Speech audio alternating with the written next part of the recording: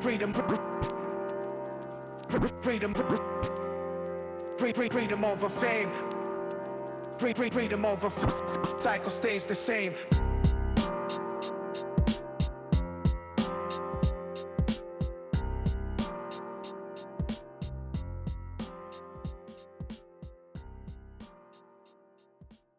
Yeah, just chatting away. And presently, in our present recording environment, we've got Adriana and Theresa just taking shots of soju, getting pumped. Good stuff. Getting pumped. Pumped for talking about trauma. Oh, no. Okay. Okay. Have we started? I mean, we started recording, Okay. so I'm going Do to... you want to, start? Yeah, I'm going to kick this bitch off. Kick her. Thank you. That was driving me crazy. I was like, it's going to drip. I know. Yeah. It's already dripped. Just, I'm going to be the... sober one. I'm gonna be the electrical equipment mom and just be like, hey, we're gonna have fun. Just please don't knock anything over on my. She's all, It's okay. I'm not that kind of drunk. Neither am I. Well, I'm very it's not. tidy drunk. It's not about being drunk. Or It's about being happy and flaily. oh, yes. Googly eyes and googly arms. Right. I mean, we're having a good time. You know, it could happen. All right. Let's get into it. Hey there, welcome back, my band baddies. And what we're currently recording for the second time because we had a You jumped right into that, huh? What? I thought we would warm up and then be like, we Oh no, up last time. I mean, because I want everybody to know that was an amazing recording. And I have talked about the potential of that scenario a couple times of losing a great recording. And it actualized itself in the recording that I love the most. Did I bring it on to myself by talking about it? Or was it just in the cards before? We will never know. It was bound to happen. It was going to happen. I didn't expect it to happen so soon. Episode 4. Yeah. Book 4. Book 4. The Hate You Give, so like I just stated, one of our very best friends has just graced us with her presence a second time to talk about a very, very heavy book, The Hate You Give.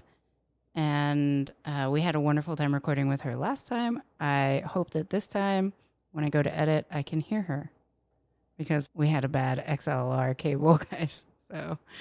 but here she is again, and we're still in high spirits. And so welcome back, Theresa. Happy to be here a second time, but first time for listeners. Hello. Welcome to the Band Together world. I'm your host, Jeanna Macrina. And I'm Adri. And then, of course, Theresa.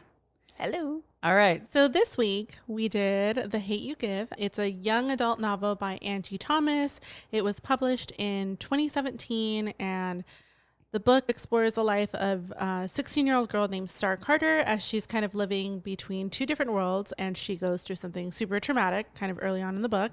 Last time that we recorded this, we had 2 hours worth of content of just bearing our souls about lots of things. We'll see where this one takes us, but truly one of my favorite books that we've read so far. It was really intense from the beginning and kind of just jumped off real quick and then just opened the conversation and the floodgates for systematic racism in general, police brutality, living in two different worlds, blending in with the white people, all the things. The non-global majority. The non-global majority. Yeah, the book is written in such a relatable way. I felt like the verbiage she used, I felt very much like I was in a moment the whole time. Mm-hmm. She wrote it in a way that I was not disconnected. I felt it was very relatable. The main character's name is Star. Mm-hmm. And essentially she watches her best friend Khalil get shot and killed in front of her in the back. He gets shot in the back by a police officer, of course. Mm-hmm.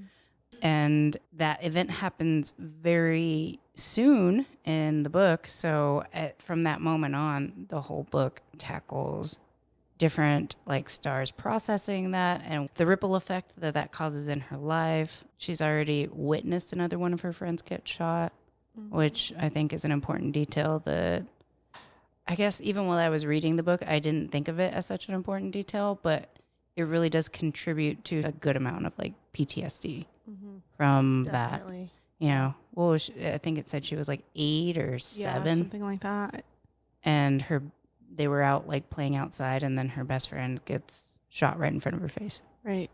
Which is a scenario that happens all the time. And we just don't hear about it, especially because the news doesn't like to cover people who are the global majority. And we see that in so many examples. Like, I think every child is important. So if a small child goes missing and she happens to be a small white little girl, she's important. But there's so many stories that we don't hear of Native American children. Well, sorry to interrupt you. No, go ahead. But even when, I don't know if you guys remember when Gabby Petito went missing, she was the little white girl that was camping with her. Like she was living in her van or something like that with her boyfriend, and she went missing. Everyone went nuts over it. It was a big internet thing. Yeah, and even like her family was like, "Hey, we would love if you didn't speculate about our daughter being dead." Yeah. Because they hadn't found her yet. But then there was equally backlash online because people were like, "What about all of the Indigenous women that are missing right now that have been missing?" But she's like a blonde girl in like Lululemon, so we like pay more attention. Not that she wasn't important, because she was, and her story ended up being really tragic, but it just comes to show you how certain people get more attention because they look a certain way. Right. And then so many missing children, since we're bringing up, especially in the Native American community, kids have been going missing. Girls have been going missing in that community for years and years. And they've been calling out actively, being like, hey, what is it? They're always saying, search the landfills. They're always saying, search the landfills. Well, that's for the women, but they've found mass graves of Indigenous children that were on school sites that were like set up by. That makes me nauseous to think about. Yeah. Just like mass unmarked graves is terrifying. Right. But they're kids. But they're babies, you know? It's terrifying. It upsets me. It makes me nauseous. It's one of the reasons why we're doing the podcast, is to just, I don't want to. I saw a TikTok once and it was like, we're raising awareness. And he was kind of making fun of that. But I do think it's important to have conversations about those things on a minor and a major scale, because there are lots of people that I talk to that don't even know that those things are occurring because they're not really kept up in the news and things like that. So maybe if we can talk about that when it naturally comes up, like reading a book or watching a TV show, I think it can really contribute to solving those issues. So about the book, just to cover it really quickly. So we always like to cover why books are getting banned. This book does have a movie that goes with it that was filmed after, obviously. It's a Netflix movie, so anyone can watch that. But initially, this book was published in 2017. It looks like in 2018 it was banned in Texas, of all places. And then it continued to be banned. And the primary reason that they're using, unlike some of our other books that we've covered in the past that used, even the Diary of Anne Frank used sexually explicit content. But this one is because of unfavorable perception of the police, which we're going to get into that so much because I have so much to say about that. But essentially, yeah, that was the reason why it was banned. It says parents and students objected to critical race theory, which became like a really popular conversation around 2021, 2022. We're still seeing it today. But yeah, it's kind of why we're seeing this book getting banned. It's just they do not like us speaking ill of the police. Which is such horseshit. Or painting the police in a not positive light. Right, but we're America, right? Right. Freedom of speech, right? So isn't that the whole point is, and so we're going, okay, yeah, freedom of speech, but the kids don't get to know about these issues at too young of an age, because otherwise they'll be informed. Heaven forbid that they are informed that, yeah, even police officers can be bad people. I think that last time we recorded, Adriana and I talked a little bit about her frustrations of, I think a lot of people are like, not all cops. And we can always be like, well, everybody in their industry has bad people. There are bad doctors. I literally felt, okay, so we've been taking shots of soju. Theresa and I have been taking shots of soju. And as she was saying, not all cops, I literally felt like my blood boil in my stomach. I'm ready to go. I was like, ugh. Rage. Yeah, well, because the difference is, bad people in retail, bad people in... It doesn't mean people die. Yeah, that's the result. result. You get a shitty State Farm agent and you just get pissed and you get a heavier bill. Mm-hmm. But you get a shitty cop and you're dead. And there's no coming back from it. So the standards for being a police officer should be higher, as the consequences are higher for when they fuck up. And if there are no consequences to their actions, that's when you have...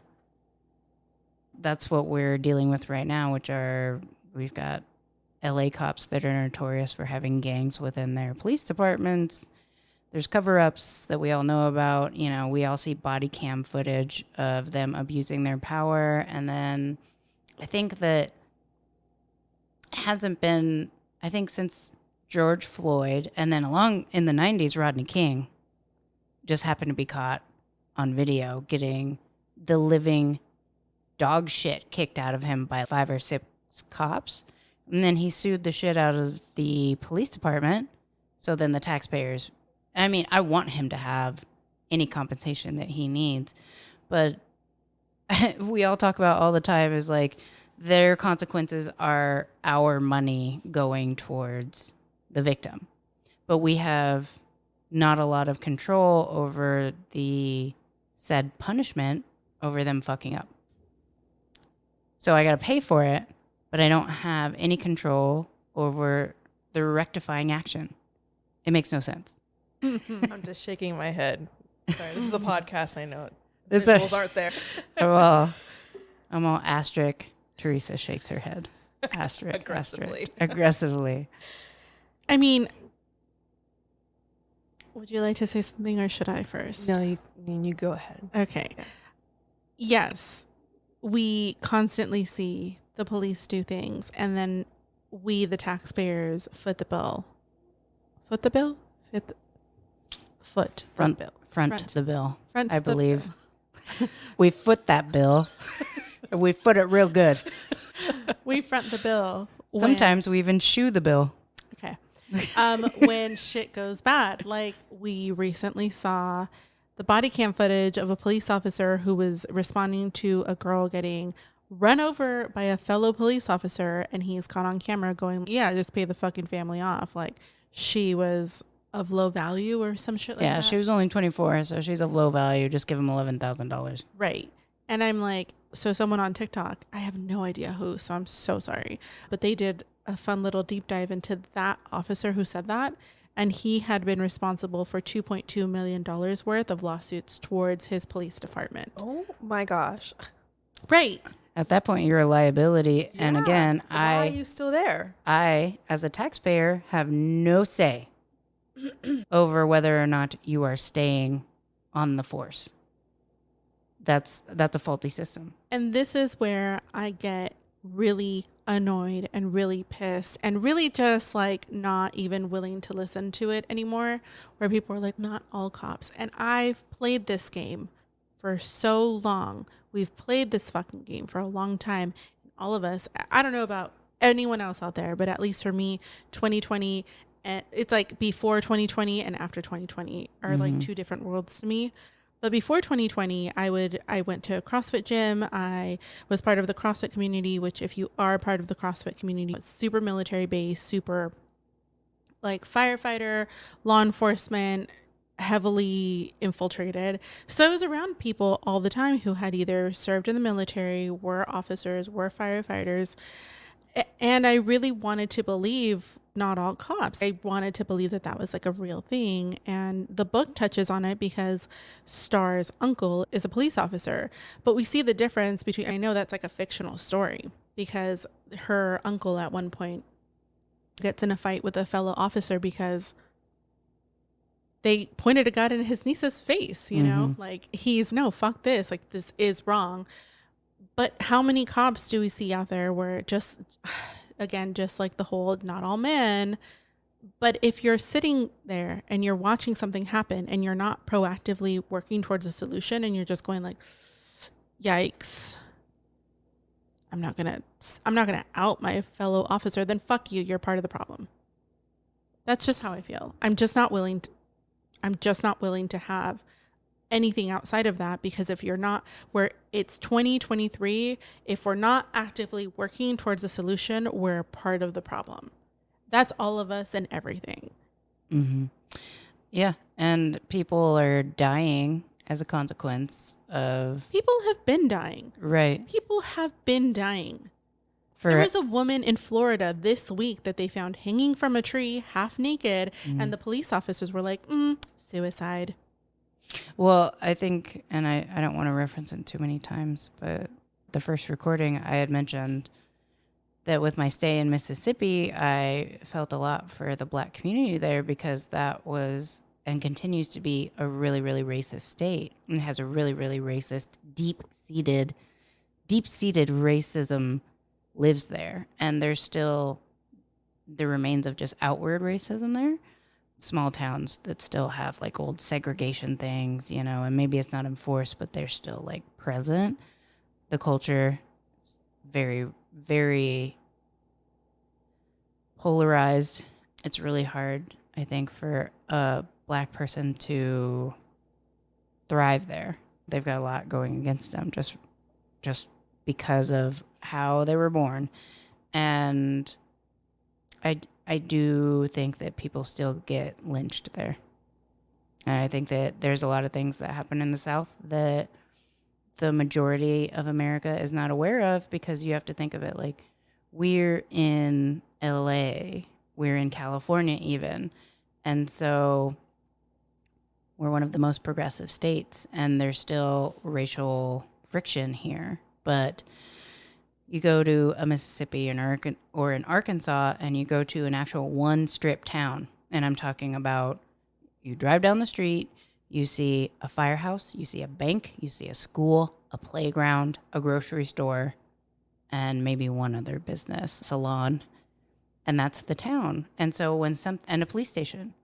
And I've actually gone with a friend of mine who's a Black woman, and she wanted me to go with her to Georgia, to this one strip town, because she had gotten stuck in a speed trap there. And at the time, I didn't really think about her asking me to go with her. I was like, yeah, sure, why not? You know, we were both living in Florida at the time. Let's go on a fun adventure and get your little ticket fixed. But when we got there, I looked around at this one strip town, and I was like, they could literally do anything to us right now, and nobody would know. I'm 3,000 miles away from my family. She's 2 states away from hers. If we disappeared, who would know where we were? And I firmly believe, and I firmly think, and I somewhat know that stuff like that happens all the time. So when I see stories of this woman who's getting hung, and they're saying that it was a suicide, and she's half naked, hanging from a tree or something of that nature, that really honestly makes me really nauseous to think about. It still doesn't surprise me, because a lot of America doesn't understand how bad it still can be in the South. There's still good things in the South, but when we're talking about racism in America, we're talking about everywhere. But people need to realize how bad it actually is in the deep states. And if you don't know how bad it is, look at the people that they elect. Those are the values that they're holding, and they're electing them. They're putting them in office. They're saying the quiet part out loud. Listen to them. When people tell you who they are, listen to them. Because it can be worse than what people think it is. And it's very depressing, but people like that need to have a voice. People in the small towns that don't get media coverage if they go and disappear, they need to be like paid attention to. These people need to be ousted. It's really heavy. And I best believe that, you know, Paul Johnson from Little Rock, Arkansas. I don't know if there's a Paul Johnson in Little Rock, Arkansas. I'm not Give us a shout out. Yeah. I'm not talking about an actual person, but fictional Paul Johnson in Little Rock, Arkansas, who's deputy sheriff of his one strip town. Put yourself up against the highest standard you can, because people's lives are in your hands. And even if, let's say, you are a racist person or you're prejudiced, take your job seriously enough to be professional. This is somebody's life. Don't make them disappear. For fuck's sake. So, that being said, let's talk about Star and Khalil.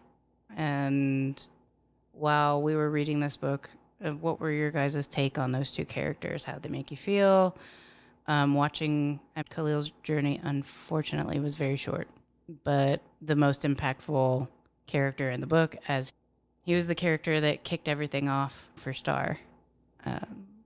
So tell me about your thoughts and feelings of those two characters, their relationship, and the incident, and how that went on your guys' end. I love Star. Just as a individual character, I really love her and her development. Such a young girl who's been exposed to so much tragedy, having to grapple not only with like grief and like PTSD, but then also having to like feeling the pressure to hide it with her other friends and living the two worlds situation. She's like the most brave person that I wish she didn't have to be brave. Yeah. Kind of situation. Yeah, Khalil was like her star. You know what I mean? Yeah. She was like looking to him, like really aspiring his own passion and drive. Like, even though like the way that he was living his life, he was doing the best he could with what he had and trying to take care of his own family. And unfortunately, like, he was stuck in a system that wasn't benefiting him.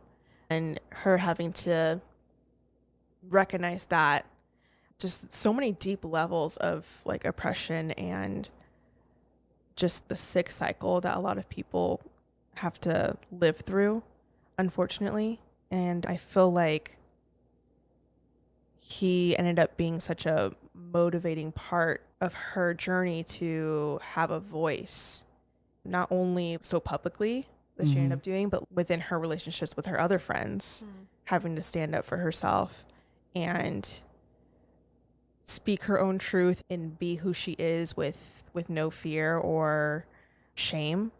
And I think that was probably the most beautiful part that I enjoyed about the book, me being a Black woman who was raised in a very white culture, like very conservative white space.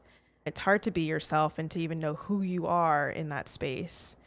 And being able to have a book, like if I was that young and I read that book, like if I was her age, like, I don't know who I would have been or like what kind of voice I would have a lot earlier in life, but I'm pretty sure it would have helped me in some really positive way.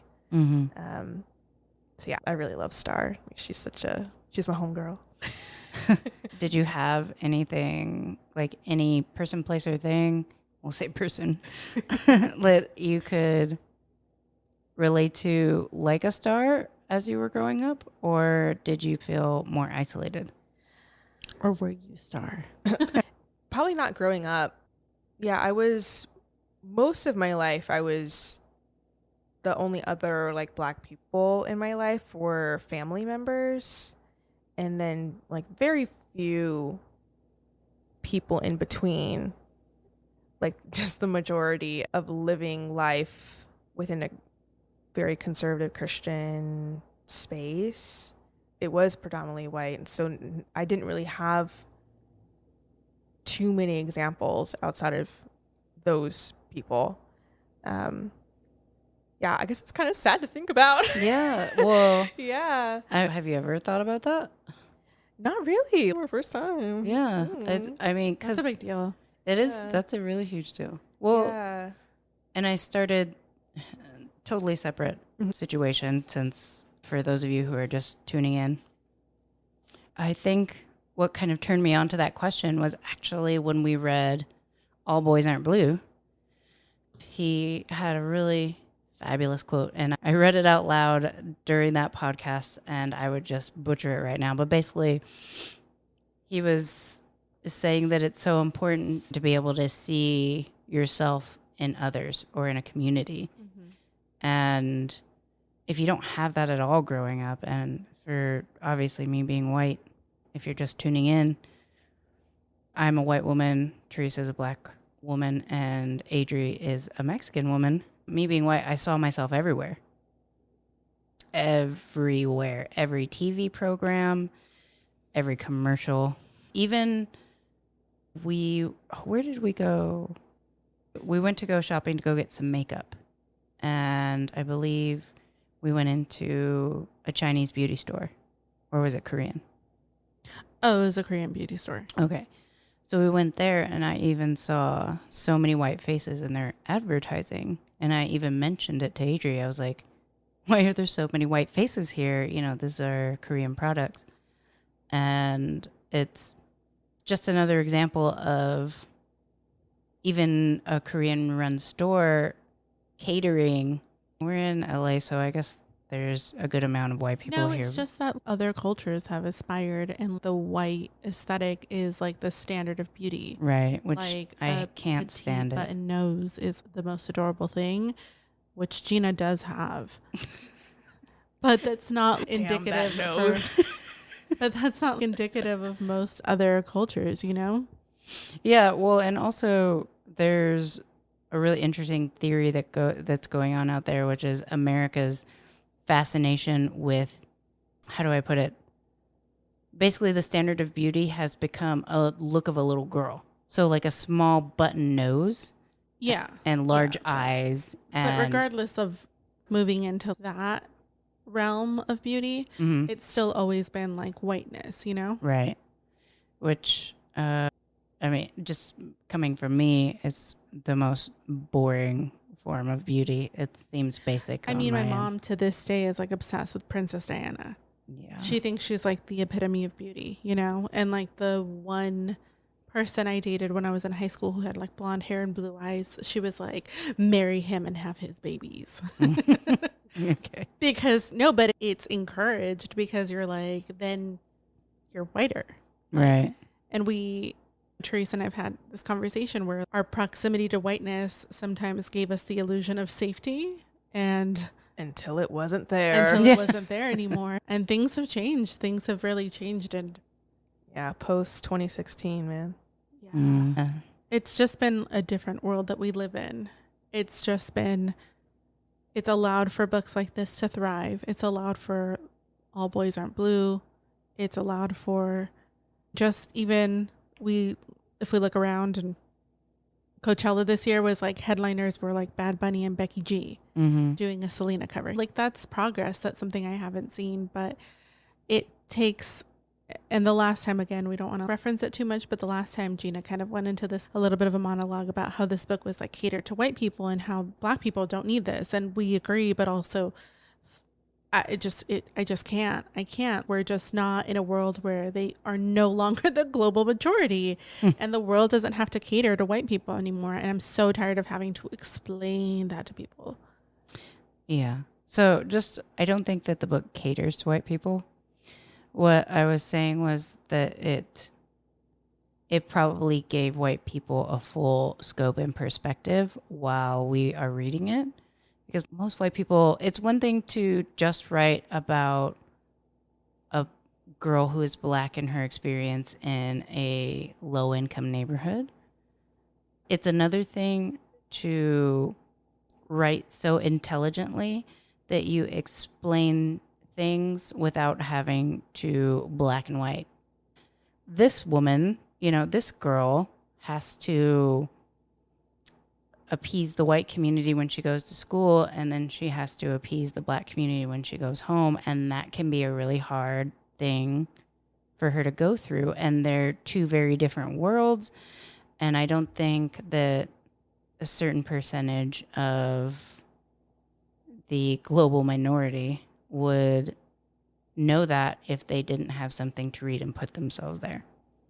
But I do think that the author probably completely wrote it for her own community. I don't think it was catered to white people. I think it was just a really smart read, a really smart write for showing perspective to people who look like me.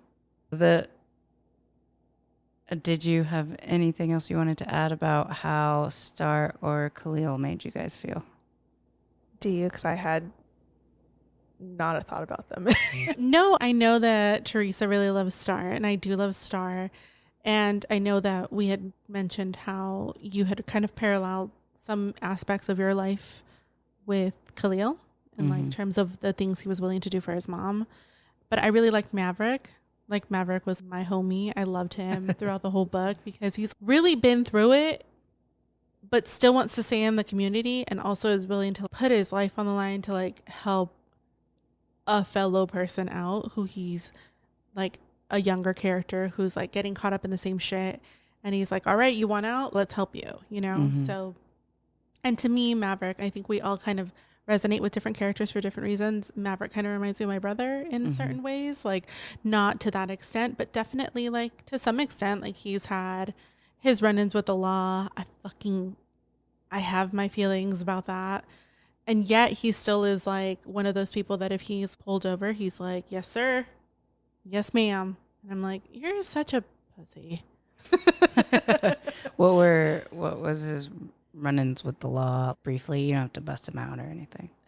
Sam, if you're listening, I feel like that's just like a tagline at this point. Sam, if you're listening, love you so much. No, he may have been in a gang when he was younger. I don't know. He's really kept that part of his life really hidden, but there are clues. And for context, my brother is 15 years older than me. So he was like a full grown adult by the time I was like 5. So he was out living his life, and he had moments of alcoholism in his life. He was completely sober for a really long time. And then just life happened and trauma shit happened. And he called the police on himself because he was scared he was going to hurt someone else or himself. And after that happened, I remember going with my sister to pick him up from the police station because he didn't end up getting arrested because he had called on himself. So I think it's like a 5150. They didn't institute, like they didn't commit him to anything. But when we picked him up, he was like fucked up. Like his face was beat up and he was beat up and he was limping. And it's just like a feeling of fucking rage that fills your whole body. When you fucking pieces of shit are here to help people who are calling for help, he's literally saying, I'm scared. My mind is going to a place of complete darkness and blackout. And he had still the wherewithal to be like, hey, I need help. And he's fucked up at the end of it. I have my feelings about the police, if you guys can't tell. And I don't know. I really loved Maverick's character because he's still so down to earth, still super in his community. Like my brother fucking loves being Mexican. He is such an advocate for everything. He wants to go back to Mexico. And just for context again, I'm like the only one in my family who's born here. So I have a different perspective. I've had a different upbringing. Like my brother and sister got to live a completely different life than I did. And they have so much respect for authority, which I'm like. That's also, I think, a Gen X thing. Yeah, they're Gen X for sure. They fucking love it. They're all, yes, sir, please, may I have another? Hit me in the face again, God damn it, I love it. Yeah. I mean, like, he's just really for being there until retirement. And like, I feel like at least for me and most people that are within our circle, we're like, how the fuck do we break out of this cycle and not have to retire at 65? Right. I don't want to wait. And also, there's not going to be a fucking pension because we don't get that shit.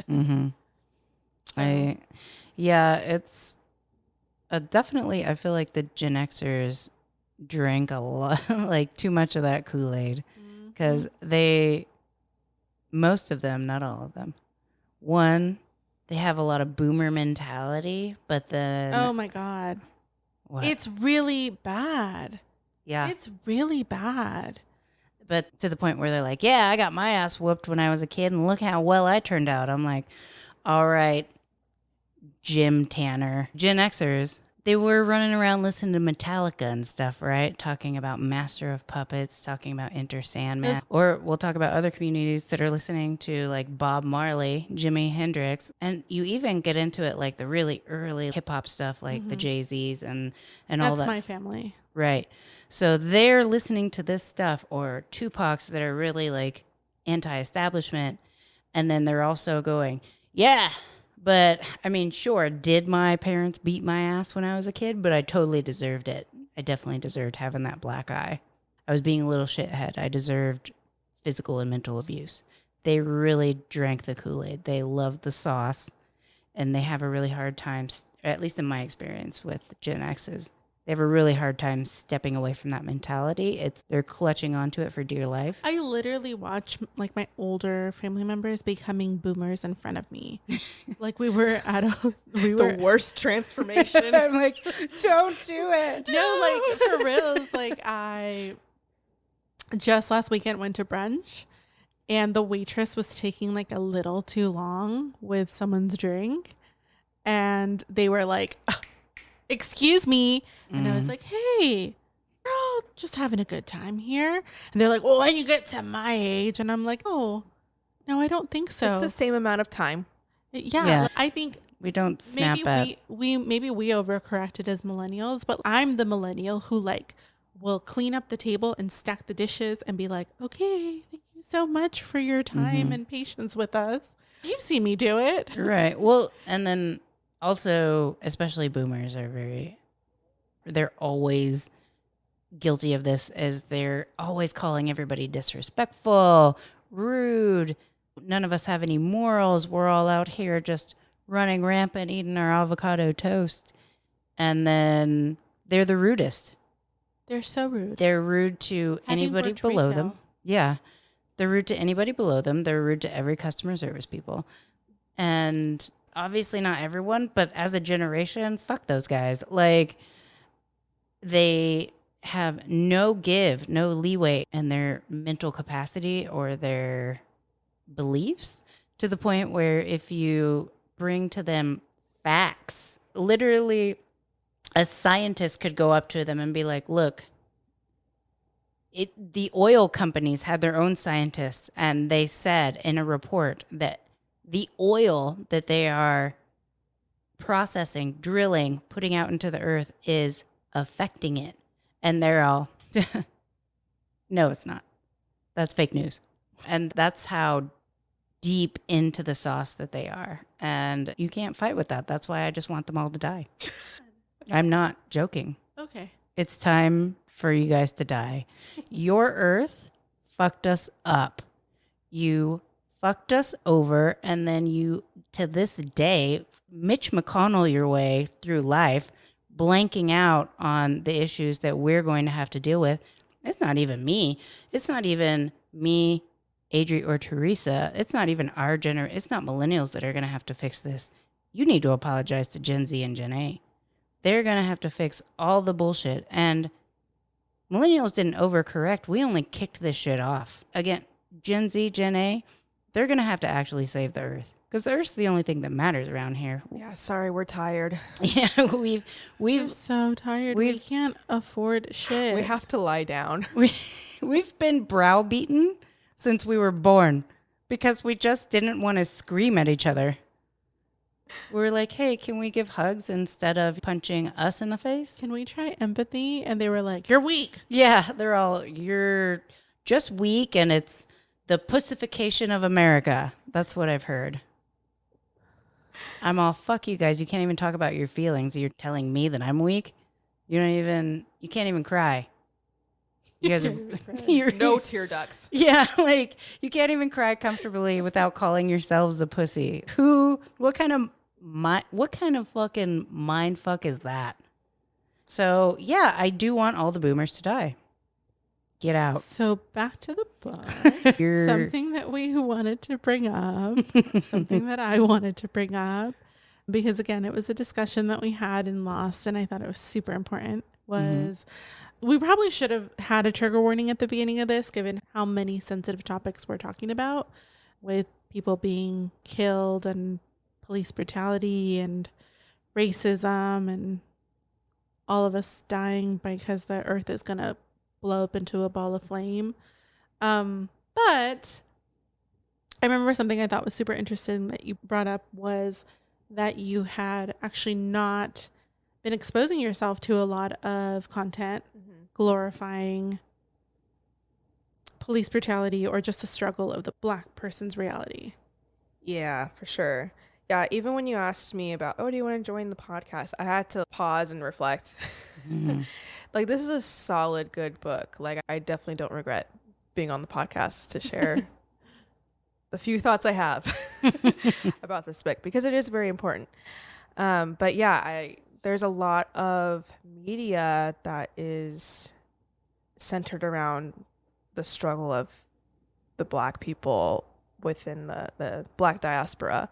If you think of like iconic movies about my culture, it's like Harriet Tubman and Dr. Martin Luther King Jr. Like very intense, very important times, but so inundated with, yeah, you guys just struggle day in, day out. This is your life. If you're not struggling for civil rights, you're struggling because you're in poverty, or you're struggling because like you're fighting the man. Right. Like it's like struggle, which is true. Like these stories are important and they need to be heard, and books like this are very important.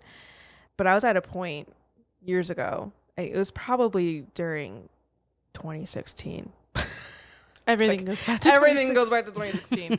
But really having to take care of my mental and emotional health, because if that's all you see, eventually you're going to start believing that's all you get.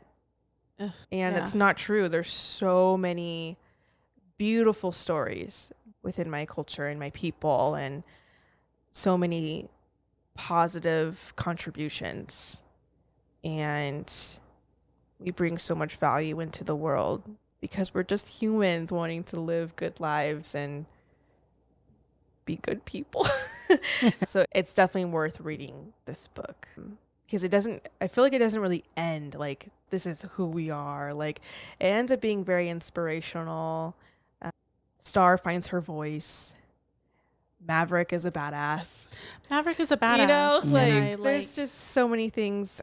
Star's mom is a beautiful woman. There's just so many like positive examples, but also balancing nothing is fixed yet.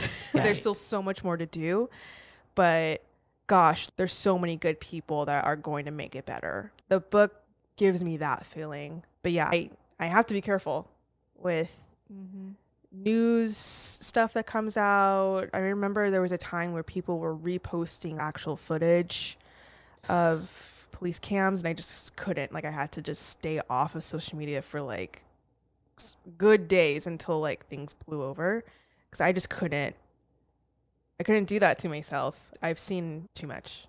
But yeah, stories like this, definitely it warms my heart at the end, even though it's such a hard story, such a heavy story. But the author, she does such a great job of solidifying value, and we bring real purpose into the world. And I don't know, she does a really beautiful job of balancing all of the complicated messiness of what it is to be Black in America, that I really appreciate. Yeah. And I think since we were talking earlier, and I think I didn't get a chance to hear you expand more on the fact that you didn't have books like this to read when you were growing up. So you didn't have... I had Harriet Tubman. Right. Yeah. Which badass woman too. Obviously amazing. Iconic. I had Frida Kahlo. Love her. Right. Which is... Frida's wild. Like that lady... Oh God, love her. She's got the funnest story. But yeah, it's wonderful to see like works like this. And I think it is, you and I had talked about this, I think, on the previous recording, which you were talking about. Yeah, it's wonderful book. Super talented writer. Harriet Tubman, Martin Luther King, amazing people. But a lot of the Black community, the things that you have been presented to be identifying with is rooted in struggle. So again, those characters are rooted in struggle when both the Black community and the Mexican community have contributed so much to just America's culture, music, clothing, dancing, obviously, peanut butter, scientific inventions. I didn't know that. You didn't know that? Adri's face Now is you shocked. know. Yeah. I'm so happy. Yeah, just Because it's the best. I'm so sorry the to best. all the allergy people out there. the peanut allergies. That's terrible. Yeah, it's terrible. But it's just across the board talent that are also stories that need to be told. The ones that creation, like I said before, scientists, inventors, movie stars, fictional characters, all of these creative geniuses that don't always hit the spotlight, which I think is a reason why Black Panther, when that came out, it was a really big deal. And I know I've heard some people who I think got a little taste of their own medicine and didn't know how to deal with it. I got really uncomfortable in the theater because the message, I think, at the end was basically like, hey, we got to be strong because the rest of the world is not, they don't like us necessarily. Not everyone, but we have to be strong because we have to protect ourselves.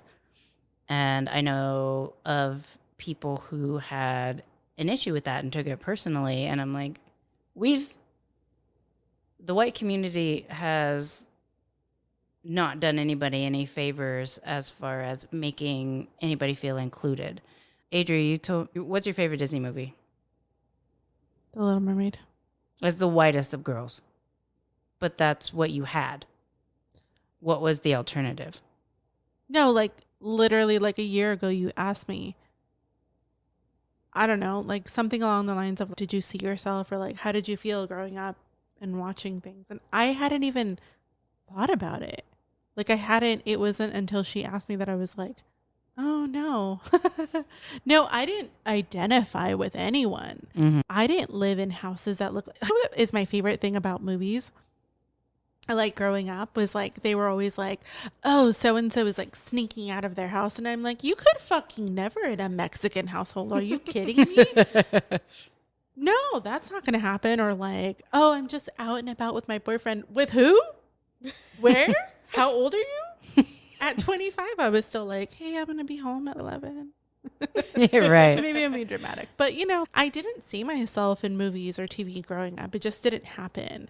And I grew up in an area that I was mixed with a lot of people. There were a lot of different types of Asian people, like Vietnamese and Chinese, and just a mix of people, and a lot of Hispanic people. And there were some white people. And I wasn't super... I would always, I don't know, I was always around like everyone. And we've kind of joked about it, but because of the way in the area that I was raised in, Southern California, it was always, well, I kind of just didn't realize that we were all different colors. I know that sounds the most stupid, and I hate it when people say it now. That doesn't sound stupid. No, but it does, because I No. hate it when people say that shit. Like, I didn't see color, but I didn't know any better. I didn't know that people had different kinds of lives. And then it wasn't until 2016 that I started to see the waters part, and everyone not take sides, but you started to see the division and the privilege that some people had to have certain ideas or beliefs because they weren't affecting them. Mm-hmm. And it was really me coming online to being like, oh, we're not all the same. And not everyone thinks, because it's one thing to be, okay, I don't choose my friends based on the color of their skin or who I hang out with, or I don't treat people differently because of what they look like. But then you get treated differently.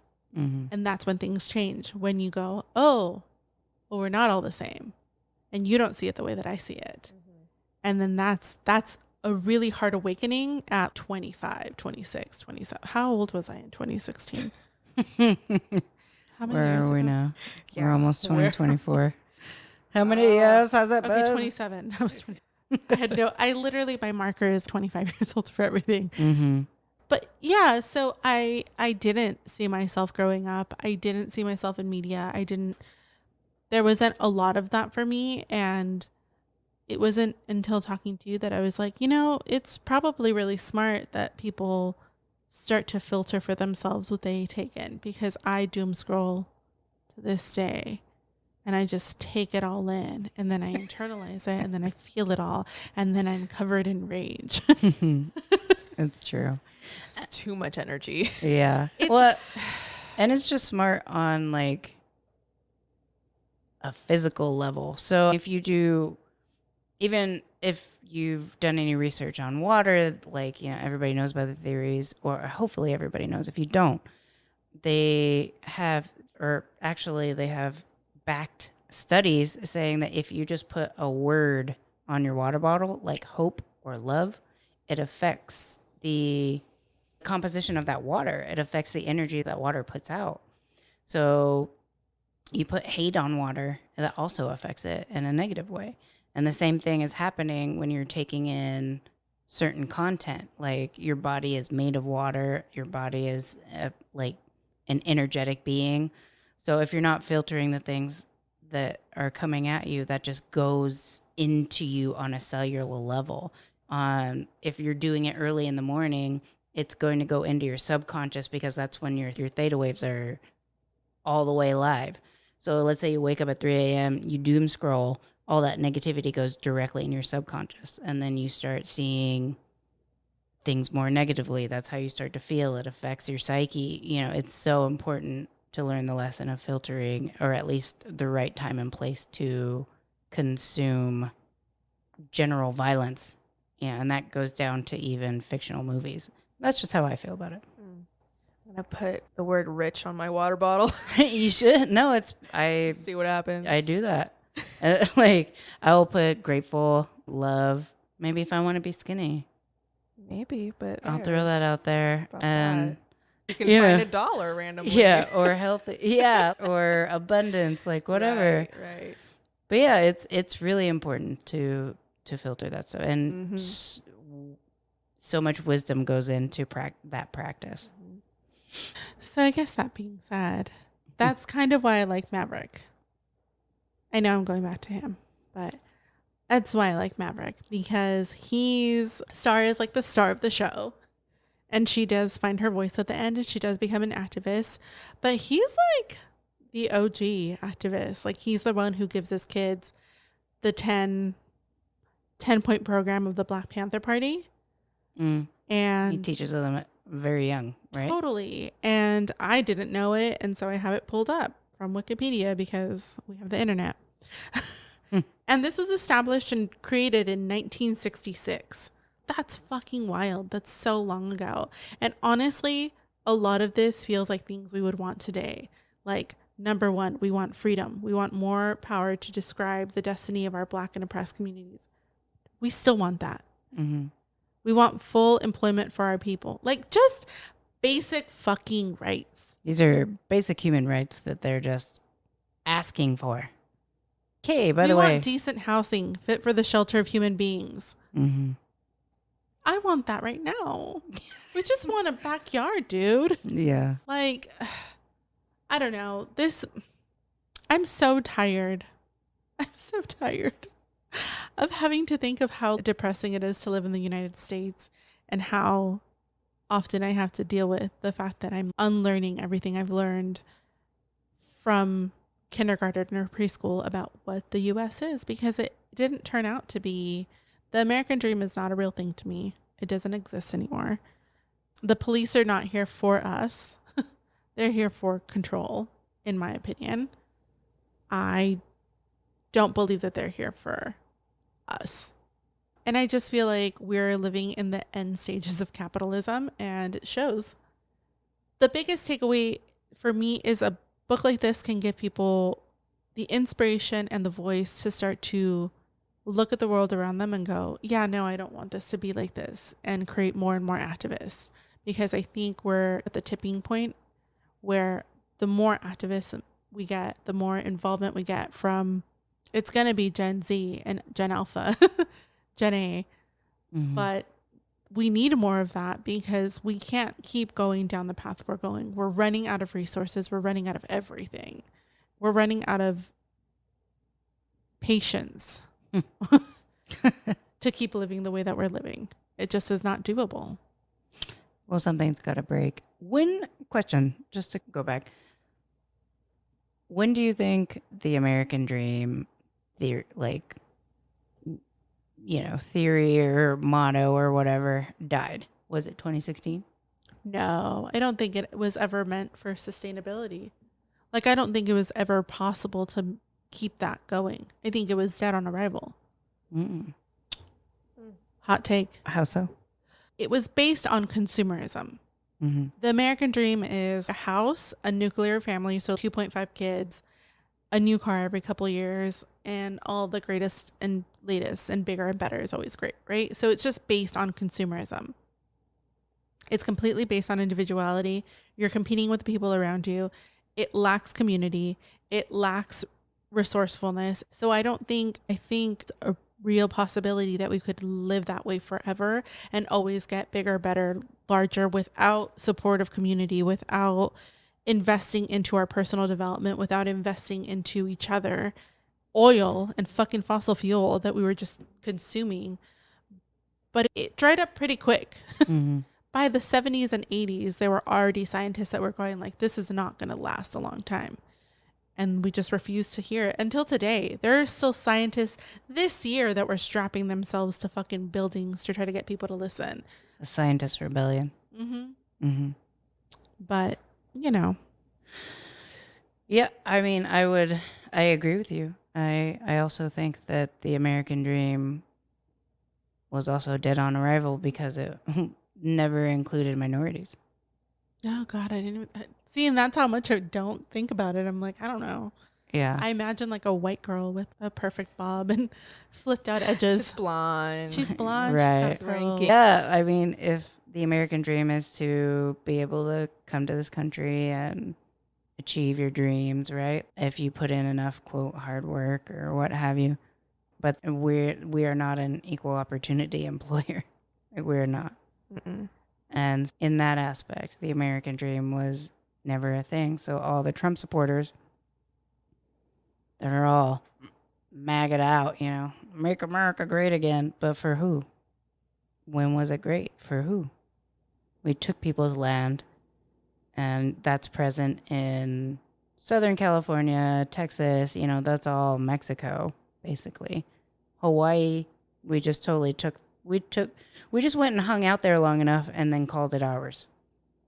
Essentially is what happened. We hung out there for a long time, and then we started building businesses, and then all of a sudden it's America, right? We're just killers. Yeah. I would say that America was we were never an equal opportunity employer. So if we can't all have the same advantages, then the American dream means nothing.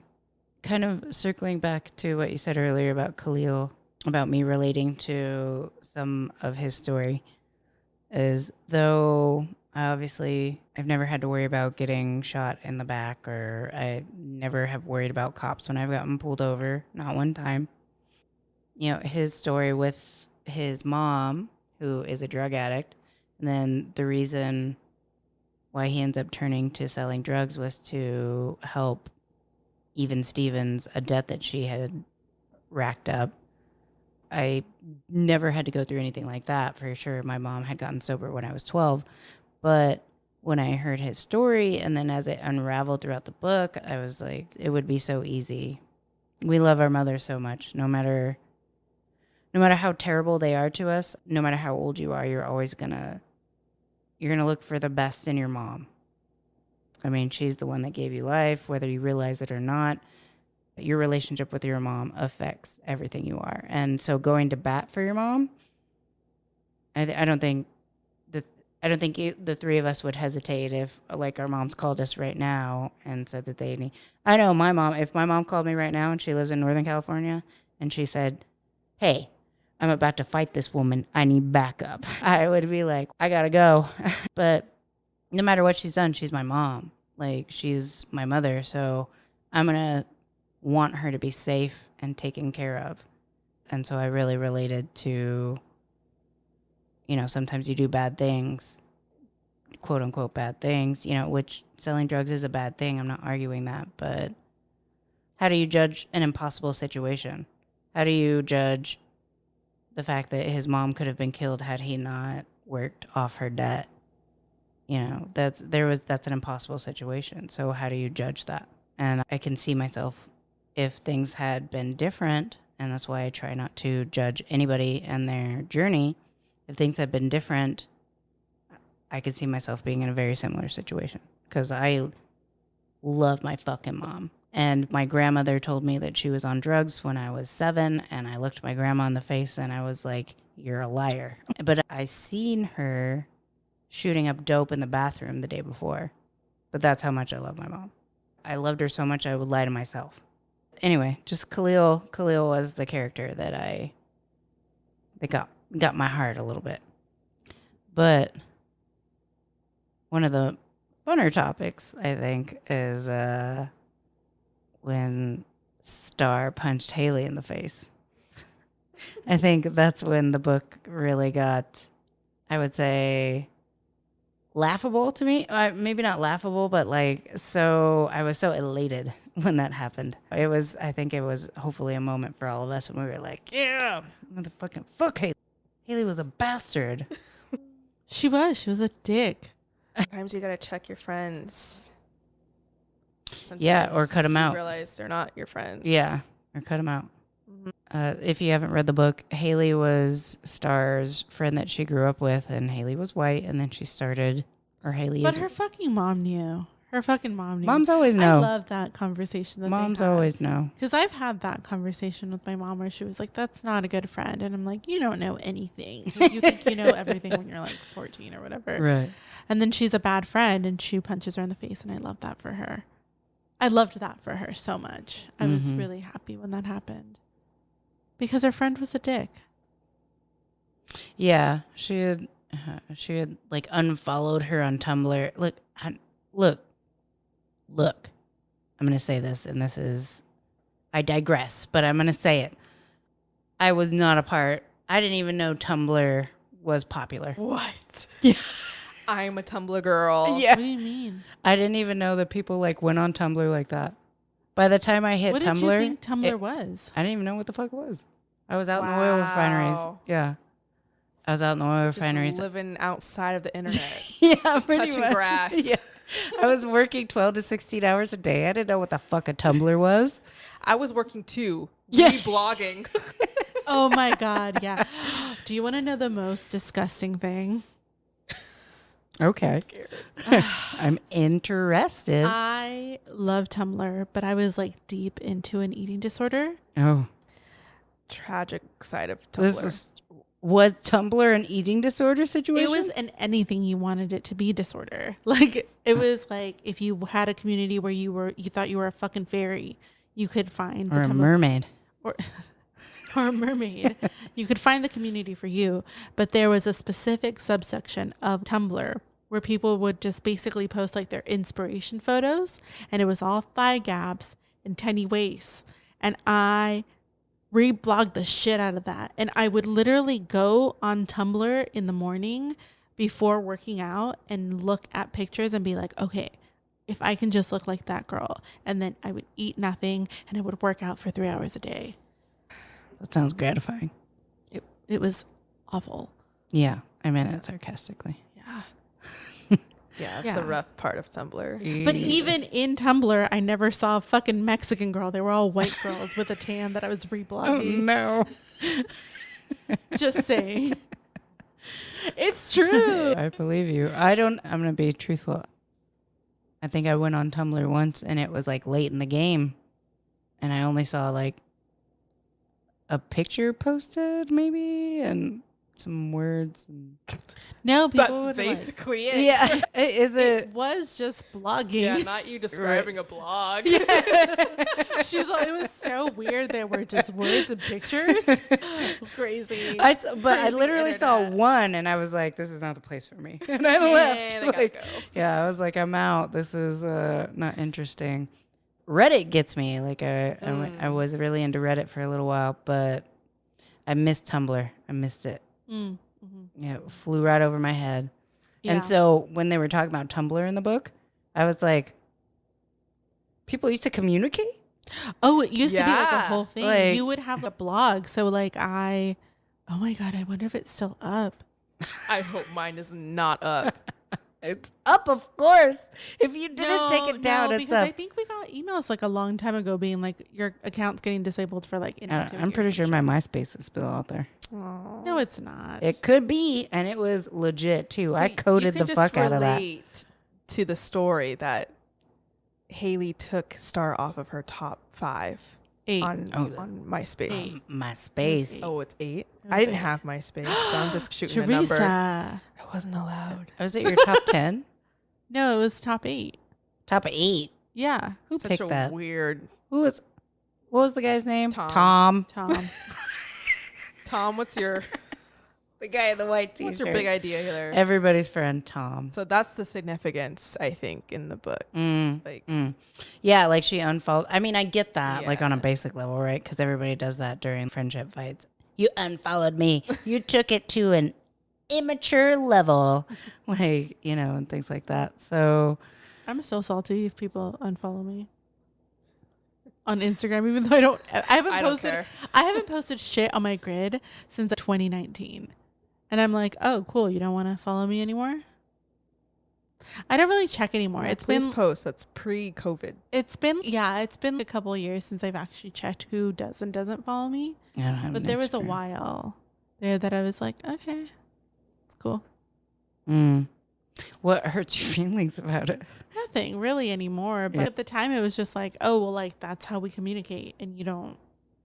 You don't. I started posting a lot of political stuff, so I get it. So very similar to Star. Very similar. Mhm. Oh my God, it totally was. Aha. God. Aha. Yeah, Yeah. but really it was. It I was mean, a lot of political stuff, and I was drawing a line in the sand and being like, this is where I stand. You're either cool with it or you're not. And that's how people weed themselves out over the years. I would pretty much unfollow anybody for any reason. I'm like, oh, I love this person to death. Like we hang out every single day. But if they post too many puppy pictures, I'm like, that doesn't help my ADD at all. Unfollow.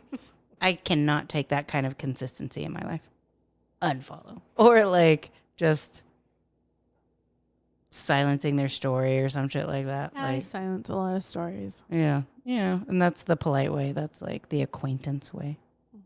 But yeah, I guess I understood it. I mean, those girls were in high school, so I think your best friend unfollowing you from any social media platform is a slap in In the face. high school? Yeah. Especially. That's like a whole position. You've just made a stance, So when she unfollowed her, but then she didn't even get a chance to address it because she was like a little dick about it, and she was throwing out racial slurs at her on the low, and then gaslighting Star into making it seem like it wasn't a big deal, right? What was So their other friend's name?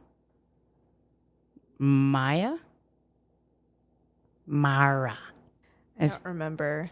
I think it's Maya. But she ended up being pretty supportive, didn't she? Yeah. She was. Yeah. She was. If anybody's seen, was Sisters? Is it called Sisters? Sisters. Are you just saying sister? Never knew how much I missed you. Now that everybody knows.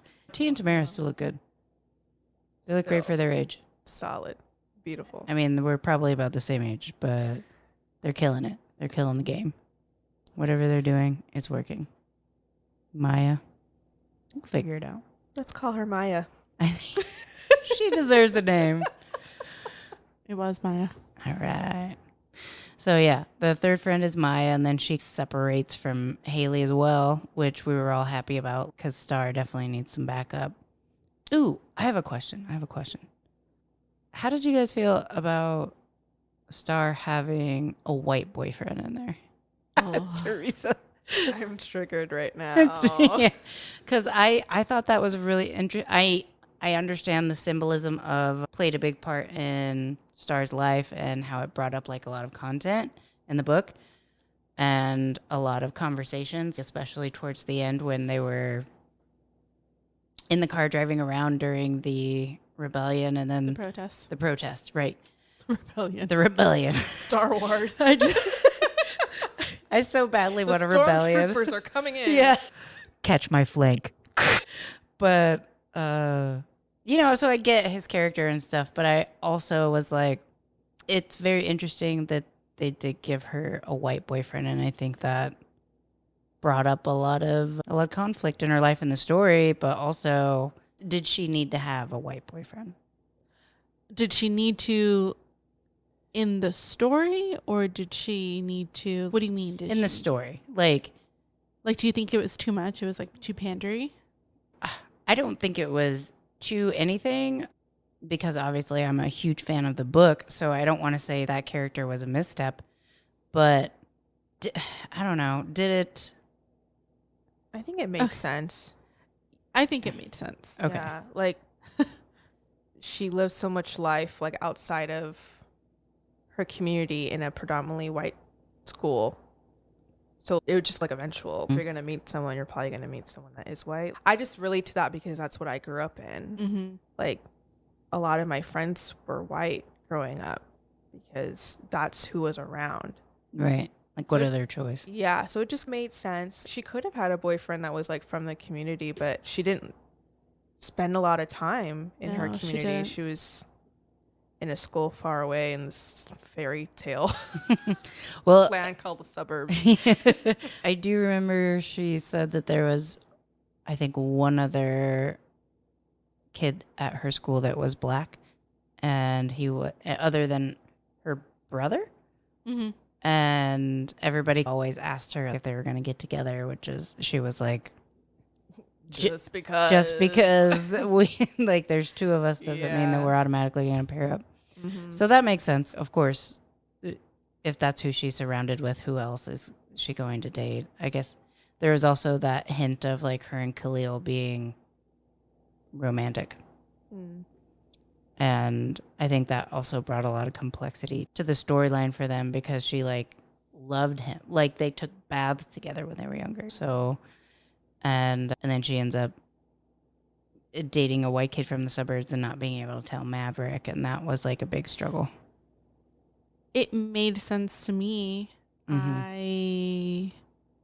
I have only dated white people. And even when I introduced Jeanna to my sister, instead of being like concerned that she was a girl, she was like, so you still have no flavor. And she said it like joking. She was being really funny about it because my sister is like a big jokester, but she was like, so we're still not sticking, we're sticking with plain seasoning here. Oh, Cheetah. I know the guys she dated before me, and I've definitely got more flavor than those motherfuckers. I'll tell you that much right now. But it made sense to me that she would date I don't know. It just fit somehow. I didn't expect Yeah, her it to. makes sense. I didn't expect her to be Yeah. with, if she was dating anyone, I didn't expect her to be dating anyone within her community because it speaks to the fact that she's like straddling this line of this is the neighborhood I live in and that I've grown up in, but she's also stepping into this whole other world. And then even like her parents are pushing her in that direction. Her mom's getting a better job. They move out of the community. She was eventually heading out this way. And when you're moving away from your community in that way, I'll only speak for myself. I don't know that you resonate with this, Theresa, necessarily. But for me, the more I was pushed into a certain direction, like you're going to go to college, you're going to do this, you're going to do that. As much as my family really does embrace their roots and their Mexican culture, it was also like I learned English really young. Spanish was my first language, but I learned English really young. And then you just assimilate yourself to all of these things that are white-ish, like going to school, like going to college. And like, I don't know, at least that was for my community, and not getting like a labor job or again, really specific to my community. But like, that puts you in a position where you're not around as many people that look like you as you're stepping out of your childhood and into adulthood and making a new place for yourself in the world. So it just made sense to me. Like, Right. and I think maybe whether subconsciously or intentionally, like I said, there weren't a lot of white people at my school, and yet I found the white people to date. Because that was, again, my mom was always like, oh, that guy, you should marry him and have babies with him. And so it's just always been like, you kind of look for certain attributes. And now consciously I can be like, okay, white dudes are kind of trash and they're all holding a fish in their Tinder pictures, you know, like. If I see one more white guy with the forest tattooed on his forearm, Nice. red flag. Red flag, sir. Like, Yeah. Yeah, that's a good one. But yeah, no, it just made sense to me. Like, weirdly enough, that's not the piece of I didn't even question it.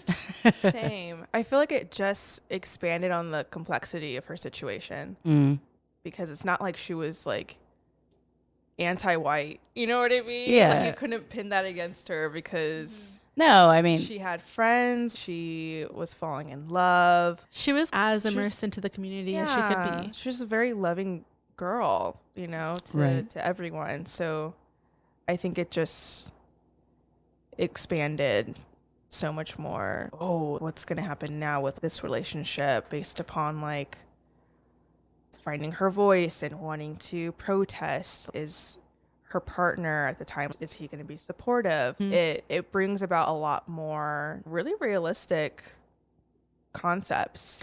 well, that's true. Yeah. Also, because she didn't tell him about the Khalil shooting for a long time. Right. She suffered in silence. Even the way that her family reacts to it is pretty spot on.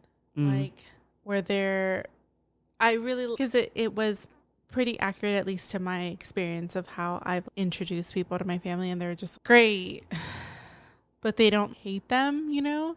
They don't hate the white people. They're just like, great. It'd be nice if you dated someone within your community, but I guess this is fine. So even the way that they're super protective of her, and, you know, there's a lot of complexities that come with dating someone outside of your community, which is true. I've had experiences with that where just one person really shocked me. Yeah. Shocked. Most of them were super liberal. So, like, I'd only been around, like, the really liberal kind of white people. I'd been around the kind of white people that had gone to college and had an expanded worldview. It's the second shocked for me. Shocked.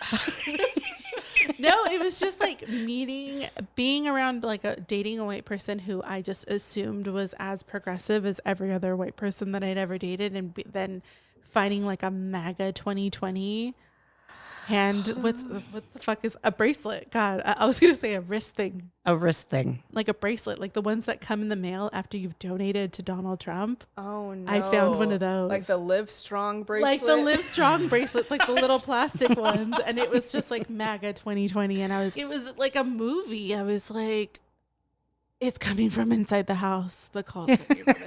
Yeah, no fucking shit. No The fucking- call is the house. Yeah. Run. So there's a lot of complexities that go into dating someone outside of your community.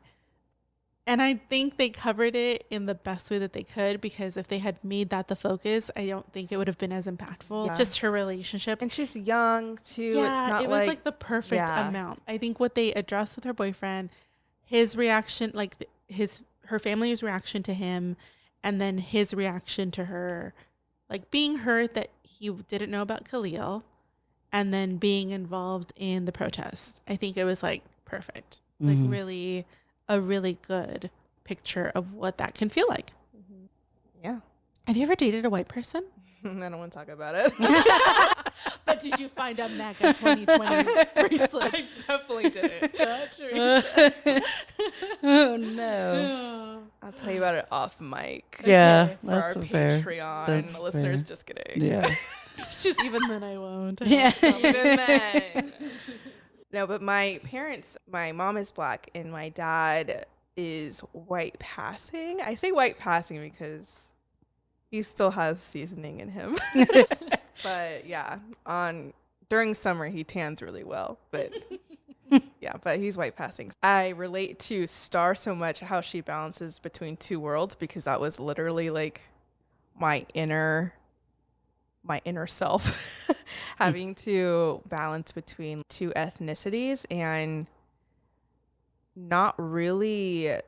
My parents, they're not in that kind of complexity themselves. Like my dad sort of is, but like he was predominantly raised, I don't know, I feel like he was raised in a very like one culture kind of situation. But anyway, but for me, I having to balance, yeah, I am black, but I guess not black enough.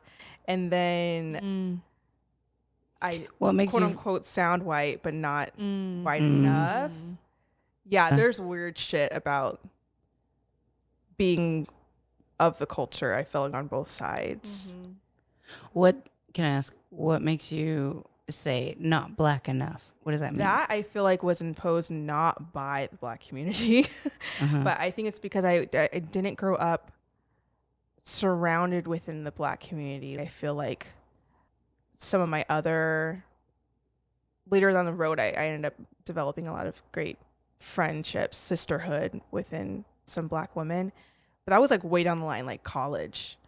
I had some friends in between that, but like mostly like I was just surrounded in a predominantly white space in a lot of situations.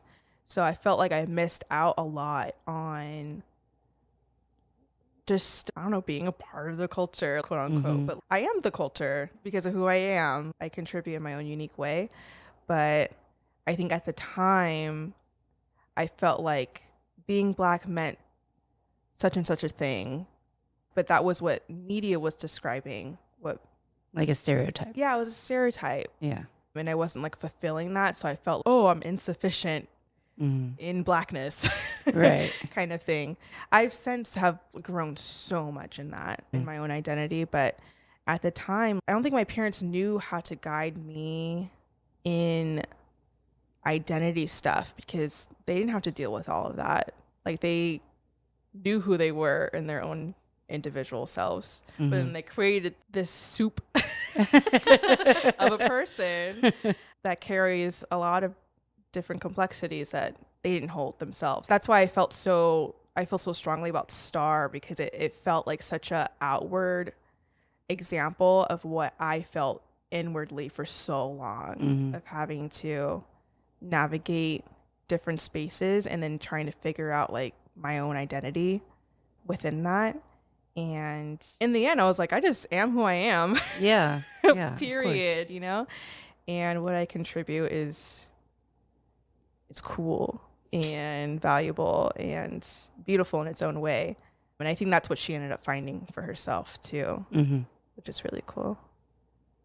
Thank you for sharing that. Yeah. Because I think it is a really complex topic. And I think that it's probably really confusing if anybody ever, you mentioned not being like white enough, or I think last time we recorded, you mentioned that somebody told you that you didn't talk like a black girl or something of that nature, which is, I'm like, huh?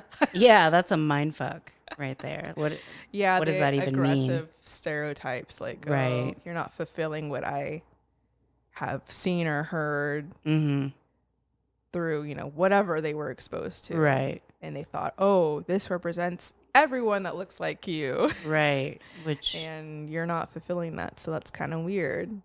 Well, and kind of circling back around to the lack of representation in just media and anything that we're exposed to. When minorities were represented, they were represented in a very stereotypical way. So the complexity just was not there. And even I noticed, I remember thinking about that when I was 7. I remember watching TV and going, everybody looks like me. How does that make my friend feel? Like, because my best friend at the time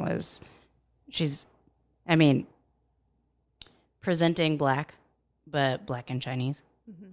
So I always thought about how does that make her feel to turn on the TV and never see herself. To most of the books at the time, again, released were Caucasian. What was the first Disney movie that came out? I think it was The Princess and the Frog. Right.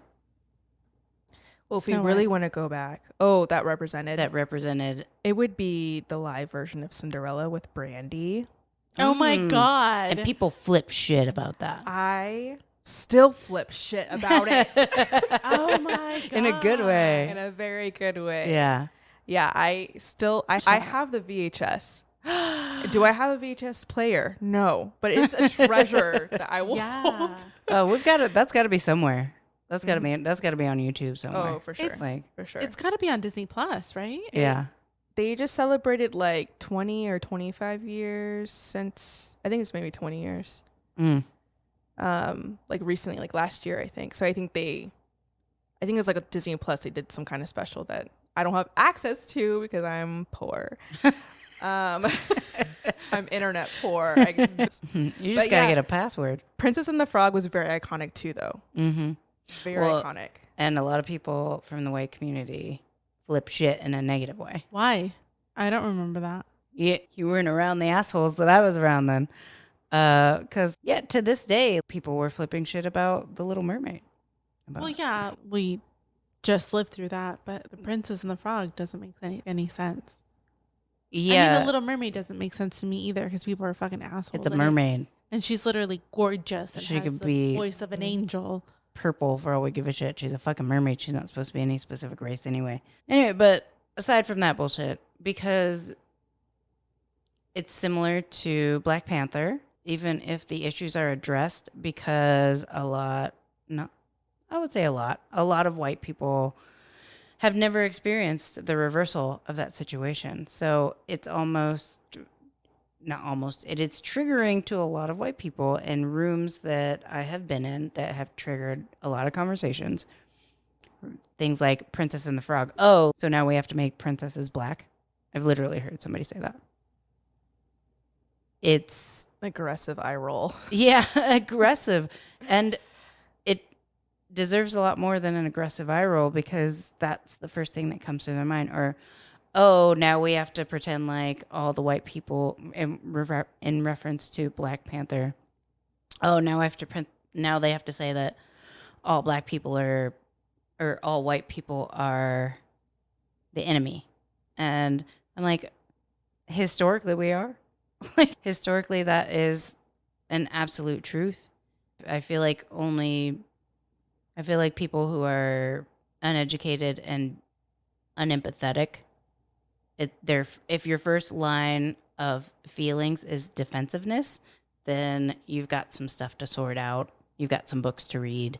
You've got a lot of growth to happen.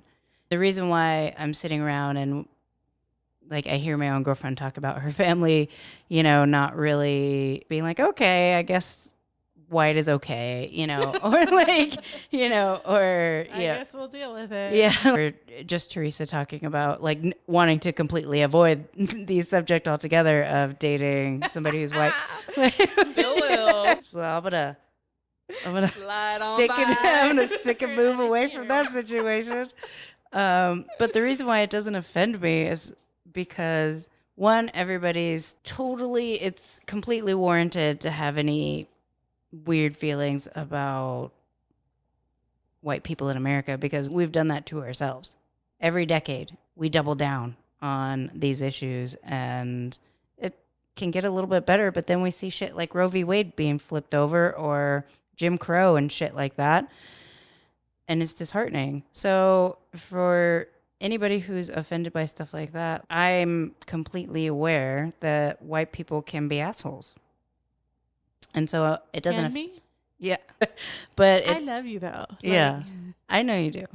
And I understand that us loving each other also has a lot to do with me understanding that we have cultural differences and that I have to be in a learning mindset and that I need to always encourage you to embrace your own culture and never hinder you being able to express it. But there's also times where you're making food for me that is like calavecitas and you're thanking me for being able to express yourself, which tells me that you didn't always feel comfortable doing that. And that makes me really sad. And that's probably not just the relationships you're in. That's also probably just the society that you grew up with. Yes. But really, you've enriched my life with it. Thanks, babe. You've enriched my life as well. This is so beautiful. I love witnessing love. Thank you so much, Theresa, for coming on again. And I would do it a third time. and re-recording with but let's save it and never lose another recording again. We're forever grateful. Thank you for spending a Friday night with us. Of course. Thank you for being here. Thanks for having me. You're always welcome back. The next book that we are doing is The House on Mango Street. Mm-hmm. If anyone wants to read it, and then listen along to the next podcast. Yes, and we are doing that in celebration of Hispanic Heritage Month. All right, thanks a lot, guys. And I know we always have a lot of strong opinions and a lot of strong topics that we talk about, but no matter who you are and where you are, how you feel, we love you. We love you. And that brings us to the end of another episode. If you found this discussion insightful and thought-provoking, don't forget to show your support. You can find all the links and references mentioned in today's episode in the description down below. Whether you're looking for articles, books, or additional resources to explore, we've got you covered. And if you haven't already, make sure that you hit that subscribe button so that you never miss an episode. Your support means the world to us. It's the best way to stay connected and engaged. It gets our books out there into the places where maybe they might not be reachable because they are banned. And if you're really passionate about what we're doing and you want to take your support to the next level, please consider becoming a patron on our Patreon page. You'll be gaining access to exclusive bonus content, which I don't post to the regular platforms. And you'll even have the opportunity to vote for the next book that we read and suggestions for topics and future episodes. Thanks again for tuning into the Band Together podcast. You can follow us on TikTok. Your feedback and involvement make this podcast possible. So keep reading between the lines. Thanks, guys. Thanks a lot.